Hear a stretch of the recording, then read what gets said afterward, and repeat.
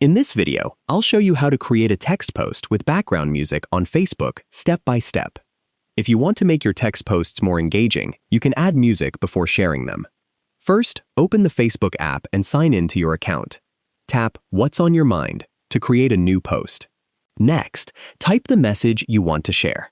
If available, tap the Music option or the Add to Your Post menu, then select Music. Browse the available songs or use the search bar to find a track you like. Tap the song to preview it. Then select the part of the song you want to use if Facebook gives you that option. After adding the music, you can choose a colorful background for your text if the feature is available. Preview your post to make sure the text and music appear the way you want. Once everything looks good, tap Post or Publish to share it with your friends or followers. If you don't see the music option, make sure you're using the latest version of the Facebook app, as some features may vary by account, device, or region. If you found this video helpful, please like the video and subscribe to the channel for more easy app tutorials. Thanks for watching.